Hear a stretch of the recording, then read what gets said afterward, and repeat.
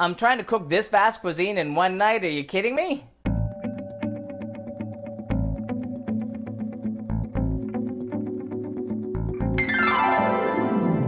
And welcome back to Cliffieland. This is week 105 on our second attempt of cooking food of every single country in the world. And tonight we're up to the nation of Malaysia. Malaysia, located in Southeast Asia, is partially on the Malay Peninsula and partially on the island of Borneo. It shares land borders with Thailand, Brunei, and Indonesia, and is across the South China Sea from Vietnam. And its cuisine is vast. I mean, ridiculously vast. It has influences of the Malay, Thai, Chinese, Indian, Sumatran, and Javanese cuisines, also with a touch of the colonial influence from the British, French, Portuguese, and Dutch. And every state has its own variety on things, and there are hybrid mixes of everything from the Malaysian Chinese or the Indian Chinese. I mean, it is just so complicated I can't even begin to discuss it. Look it up. I was faced with this whole situation last time, so let's take a look and see how things went when we tried this before. Well, 4 years ago on the Global Cooking Challenge, I was ripping my hair out over the complicated cuisine and the number of dishes and recipes I could possibly cook, not to mention the specific ingredients that I would find very difficult to find here in my community that has a very small Asian community and an even smaller Malaysian community.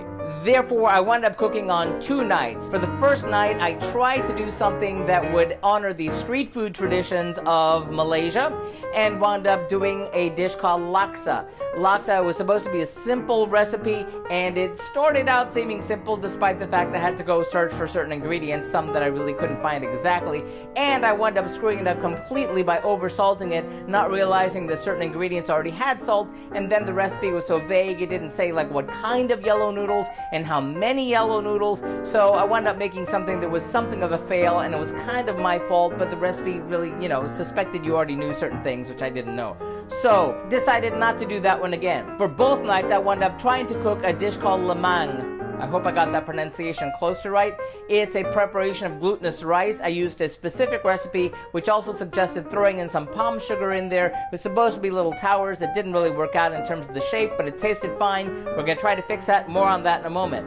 And lastly, I tried the dish that we're also doing tonight, which is the beef rendang. It is one of the most popular dishes in Malaysia. It's supposed to be very simple. It came out really well. It was delicious, and I'm really looking forward to doing that one again. So, before we get into the ingredients for the dishes, I need to get back to that lemang dish. The specific recipe I did last time, I really wasn't sure about its authenticity. It was talking about these old towers.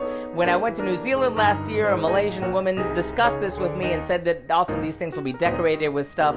So I thought I was on the right track with that, but I wanted to find a different recipe, which sent me down a rabbit hole which involved a million different recipes with a million different types and things, and it just got crazy.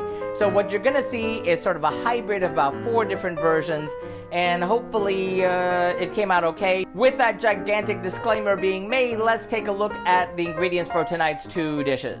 First, for our lemang without bamboo, we'll need 350 grams or 0.55 pounds of glutinous rice soaked for 3 hours or overnight, 1 cup of coconut milk, half a tablespoon of salt. The recipe calls for 160 grams or 5.6 ounces of palm sugar. Here we have substituted 1 tablespoon of coconut palm sugar, 2 pandan leaves, banana leaves, 2 kaffir lime leaves sliced thinly for dressing, optional, and canola oil for greasing the pot. And then, for the beef rendang, we'll need, first, for the spice paste, 3/4 of a cup of grated coconut, 15 dried chilies, we're going with Japonese chilies here, 10 Asian shallots sliced, 4 cloves of garlic sliced, 1 inch of ginger sliced, 1 inch of galangal sliced, a 1-inch piece of turmeric sliced, 2 stalks of lemongrass sliced, 4 to 6 bird's eye chilies, optional, and for the main part of the dish, 1 pound of sirloin sliced into 1/2-inch chunks.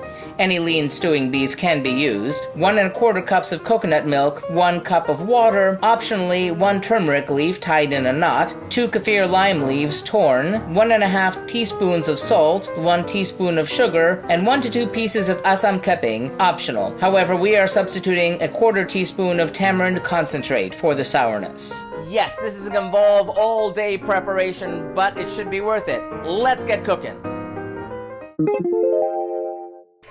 First, soften several banana leaves by passing them over a burner until they are pliable and set aside.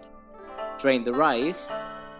Then into a small saucepan place the coconut milk, salt, palm sugar, and knotted pandan leaves. Bring the liquid to a boil and reduce it to a simmer. Simmer for 10 minutes, stirring until the sugar is dissolved. Then line the saucepan or rice cooker with softened banana leaves.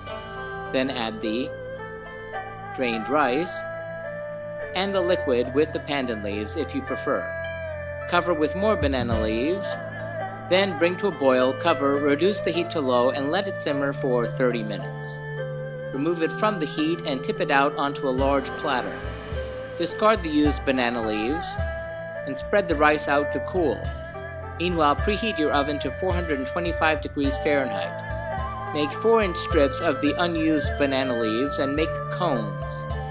Stuff the rice into the cones, folding over the open ends. Repeat until the rice is used up. Place the filled cones on a baking sheet and bake at 425 degrees Fahrenheit for 30 minutes until the leaves are charred. Remove from the oven and let cool. Slice the packages with a wet knife and serve alongside the beef rendang. Heat a wide saucepan or wok over medium heat. Add the coconut and dry fry it until golden brown.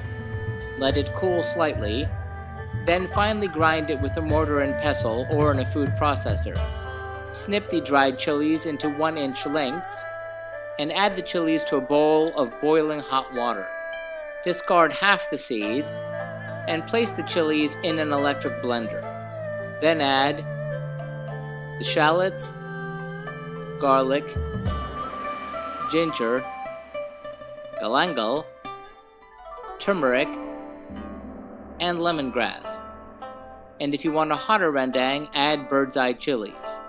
Add half a cup of water and grind it to a paste, but not too finely.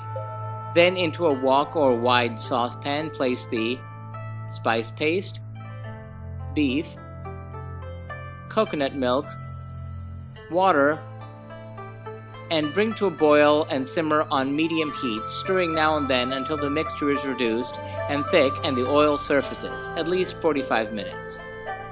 Then add the ground toasted coconut, turmeric leaf if using, kaffir lime leaf, salt, sugar, and asam keping if using, or in our case the tamarind concentrate, and cook for another 5 to 10 minutes. Taste and adjust seasonings if necessary. Plate the rice towers, if desired, dressed with the shredded kaffir lime leaves. If desired, dress the bowls with softened banana leaves. Scoop in servings of the beef rendang, and if desired, dress with shredded kaffir lime leaves, and serve.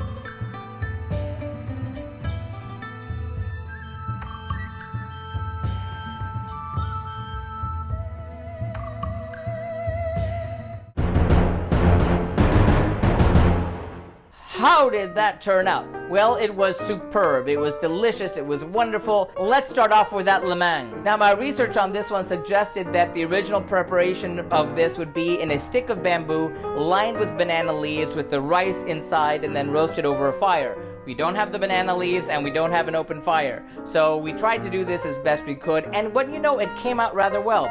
I love the aroma of the pandan leaves, which is added in there. The coconut flavor came through. The glutinous rice really did stick together. It was kind of chewy, which is it's supposed to be, as I understand. And it did have that nice smoky flavor coming from the charred banana leaves. So I'm gonna give the lemang 4 out of 5 globes. It was really nice, even though my towers really weren't the right shape. And more on the dressing in a moment, because we need to talk about that beef rendang. It was spectacular. It was wonderful. It was delicious. The flavors of that sauce were tremendous. They had the chilies and the lemongrass and the galangal. They all just balanced perfectly against each other. And the chilies, while they were really hot, were balanced from the coconut milk. The beef was nice and tender. It was really great. My only complaint was on myself that I probably shouldn't have used that kaffir lime raw on top as a dressing, because that was kind of a distraction. So I'm going to give the beef rendang 5 out out of 5 globes. Just a really, really terrific dish, despite my messing it up. And it worked really well with the rice. So I kind of hope I did that okay, Malaysia. Tune in next week when we head into the Indian Ocean to have the food of the Maldives. See you then. And as always, if you'd like to see our streams live when they happen every Tuesday night, be sure to follow us on Periscope or Facebook Live. Like and subscribe to be advised when these videos are posted every week. Remember, links to the original recipes are always found in the About section. And if you have any thoughtful feelings or helpful comments about the food that we're cooking, sound off in the comments. Till next time, thanks for watching and happy eating!